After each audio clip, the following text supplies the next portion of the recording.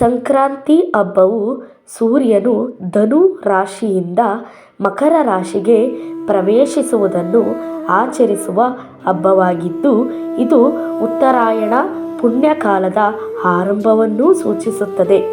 ಕೃಷಿ ಮತ್ತು ಧಾರ್ಮಿಕಕ್ಕೆ ಹೆಚ್ಚು ಮಹತ್ವ ಕೊಡುತ್ತದೆ. ಇದರಲ್ಲಿ ಸೂರ್ಯದೇವನ ಪೂಜೆ, ಪವಿತ್ರ ಸ್ನಾನ, ಎಳ್ಳು ಬೆಲ್ಲ ಹಂಚಿಕೆ ಹಾಗೂ ರಾಸುಗಳ ಪೂಜೆ ಪ್ರಮುಖ ಆಚರಣೆಗಳಾಗಿವೆ. ಇದು ಸಮೃದ್ಧಿ, ಶುಭ ಮತ್ತು ನವೀಕರಣವನ್ನು ಪ್ರತಿನಿಧಿಸುತ್ತದೆ. ಹಾಗಿದ್ದಲ್ಲಿ 2026ರ ಸಂಕ್ರಾಂತಿ ಹಬ್ಬವು 14ನೇ ತಾರೀಕು ಆಚರಣೆ ಮಾಡಬೇಕೋ ಇಲ್ಲ 15ನೇ ತಾರೀಕು ಆಚರಣೆ ಮಾಡಬೇಕೋ ಎನ್ನುವ ಒಂದಷ್ಟು ಗೊಂದಲಗಳು ಇವೆ. ಇದೆಲ್ಲದಕ್ಕೂ ಉತ್ತರ ಈ ವಿಡಿಯೋ ಮೂಲಕ ತಿಳಿಯೋಣ ಬನ್ನಿ. ಈ ವಿಡಿಯೋ ಇಷ್ಟವಾದಲ್ಲಿ ಲೈಕ್ ಮಾಡಿ, ಶೇರ್ ಮಾಡಿ, ಹಾಗೆ ನಿಮ್ಮ ಅನಿಸಿಕೆ ಅಭಿಪ್ರಾಯವನ್ನು ಕಮೆಂಟ್ ಮಾಡುವುದರ ಮೂಲಕ ತಿಳಿಸಿ. ಮತ್ತ್ಯಾಕೆ ತಡ ಮಾಡೋಣ, ಎಳ್ಳು ಬೆಲ್ಲದ ಹಬ್ಬವನ್ನು ಯಾವ ದಿನದಂದು ಆಚರಣೆ ಮಾಡಬೇಕು ಅಂತ ತಿಳಿಯೋಣ ಬನ್ನಿ. Welcome to our channel.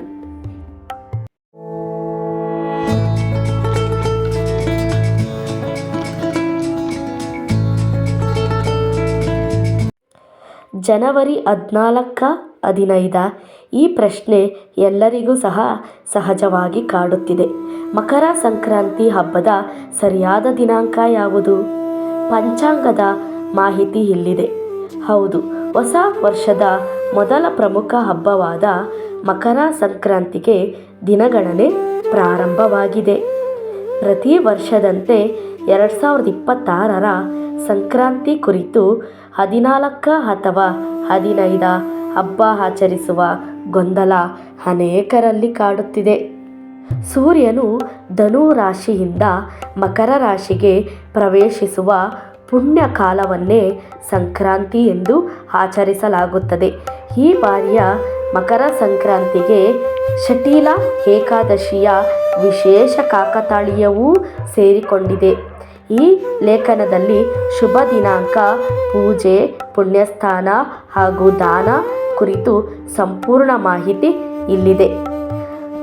ದೃಕ್ ಪಂಚಾಂಗದ ಪ್ರಕಾರ 2026ರ ಮಕರ ಸಂಕ್ರಾಂತಿಯನ್ನು ಜನವರಿ 14 ಬುಧವಾರದಂದು ಆಚರಿಸಲಾಗುತ್ತದೆ. ಈ ದಿನ ಸೂರ್ಯನು ಮಕರ ರಾಶಿಗೆ ಪ್ರವೇಶಿಸುತ್ತಾನೆ. ಸೂರ್ಯನ ಈ ಗೋಚರವು ಹಗಲಿನ ವೇಳೆಯೇ ಸಂಭವಿಸಿರುವುದರಿಂದ ಈ ವರ್ಷ ಜನವರಿ 15ಕ್ಕೆ ಹಬ್ಬ ಆಚರಿಸುವ ಅಗತ್ಯವಿಲ್ಲ. ದೇಶದಾದ್ಯಂತ ಜನವರಿ 14ರಂದೇ ಸಂಕ್ರಾಂತಿಯ ಸಡಗರ ಮನೆ ಮಾಡಲಿದೆ ಎಂದು ಖಚಿತವಾಗಿ ವ್ಯಕ್ತಪಡಿಸಲಾಗಿದೆ. ಪಂಚಾಂಗದ ಮಾಹಿತಿಯ ಅನುಸಾರ 2026ರ ಜನವರಿ 14ರಂದು ಸೂರ್ಯನು ಮಧ್ಯಾಹ್ನ ಮಕರ ರಾಶಿಗೆ ಪ್ರವೇಶಿಸುತ್ತಾನೆ. ಸಂಕ್ರಾಂತಿಯ ಪುಣ್ಯಕಾಲವು ಮಧ್ಯಾಹ್ನ 2:45ರಿಂದ ಮಧ್ಯಾಹ್ನ 3:06ರವರೆಗೆ. ಪಂಚಾಂಗದ ಪ್ರಕಾರ 2:49ರಿಂದ 3:13ರವರೆಗೆ ಇರುತ್ತದೆ. ಸೂರ್ಯನು ರಾಶಿ ಬದಲಿಸುವ ಈ ಮಧ್ಯಾಹ್ನದ ಶುಭ ಸಮಯವು ಪೂಜೆ ಮತ್ತು ದಾನ ಧರ್ಮಗಳ ಆಚರಣೆಗೆ ಅತ್ಯಂತ ಪ್ರಶಸ್ತವಾಗಿದೆ. ಧಾರ್ಮಿಕ ಕಾರ್ಯಗಳನ್ನು ಕೈಗೊಳ್ಳಲು ಮಕರ ಸಂಕ್ರಾಂತಿಯ ಮಹಾಪುಣ್ಯಕಾಲ ಅತ್ಯಂತ ಶ್ರೇಷ್ಠವೆಂದು ಪರಿಗಣಿಸಲಾಗುತ್ತದೆ. ಈ ಮಹಾಪುಣ್ಯಕಾಲವು ಬೆಳಗ್ಗೆ 7:15ರಿಂದ 9ರವರೆಗೆ ವಿಸ್ತರಿಸಲಾಗಿದೆ. ಅಲ್ಲದೆ ಮಧ್ಯಾಹ್ನ 2:48ರಿಂದ 3:48ರವರೆಗೂ ಮತ್ತೊಂದು ಮಹಾಪುಣ್ಯಕಾಲವಿರುತ್ತದೆ. ಈ ಅವಧಿಯಲ್ಲಿ ಮಾಡುವ ಧಾರ್ಮಿಕ ವಿಧಿಗಳು ವಿಶೇಷ ಫಲ ನೀಡುತ್ತದೆ. ಸಂಕ್ರಾಂತಿಯ ದಿನದಂದು ಪವಿತ್ರ ನದಿ ಸ್ನಾನಕ್ಕೆ ಹೆಚ್ಚಿನ ಮಹತ್ವವಿದೆ. ನದಿಗಳಲ್ಲಿ ಸ್ನಾನ ಮಾಡುವುದರಿಂದ ಪಾಪಗಳು ನಾಶವಾಗುತ್ತವೆ ಎಂಬ ನಂಬಿಕೆಯು ಈಗಲೂ ಸಹ ಚಾಲ್ತಿಯಲ್ಲಿದೆ.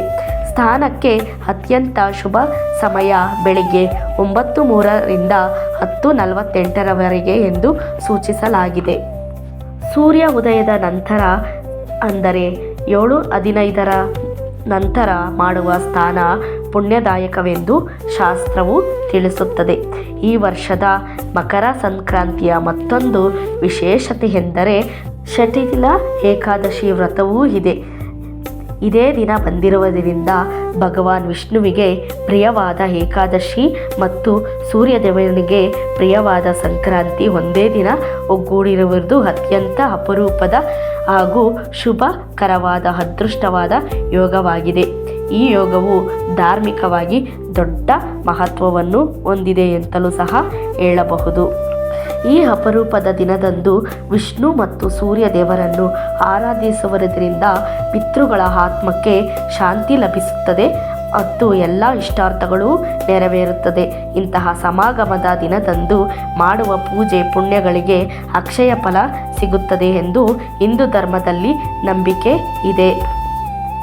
ಇನ್ನು ಸೂರ್ಯ ದೋಷ ನಿವಾರಣೆಗಾಗಿ ಎಳ್ಳು ಮತ್ತು ಬೆಲ್ಲವನ್ನು ದಾನ ಮಾಡುವುದು ವಿಶೇಷವೆಂದು ಹೇಳಲಾಗುತ್ತದೆ. ಒಟ್ಟಾರೆಯಾಗಿ ಈ ವರ್ಷ ಕೂಡ ಮುಖ್ಯವಾಗಿ ಜನವರಿ 14ರಂದು ಆಚರಣೆ ಮಾಡುವುದು ಸಂಕ್ರಾಂತಿ ಶುಭ ಮುಹೂರ್ತ ಮತ್ತು ಅತಿ ಹೆಚ್ಚು ಅದೃಷ್ಟವನ್ನು ನೀವು ಪಡೆದುಕೊಳ್ಳಬಹುದು ಎಂದು ಜ್ಯೋತಿಷ್ಯರ ಪ್ರಕಾರ ತಿಳಿಸಿದ್ದಾರೆ. ಸಾಮಾನ್ಯವಾಗಿ ಮಕರ ಸಂಕ್ರಾಂತಿ ಜನವರಿ 14ರಂದು ಆಚರಿಸಲಾಗುತ್ತದೆ. ಕೆಲವು ವರ್ಷಗಳಲ್ಲಿ ವಿಶೇಷವಾಗಿ ಲೀಪ್ ವರ್ಷದ ಕಾರಣಗಳಿಂದ ಇದು ಜನವರಿ 15ಕ್ಕೆ ಬದಲಾಗಬಹುದು. ಇದು ಜ್ಯೋತಿಷ್ಯ ಮತ್ತು ಖಗೋಳ ನೀತಿ ಋಷಿಗಳು ಹೇಳುತ್ತಾರೆ.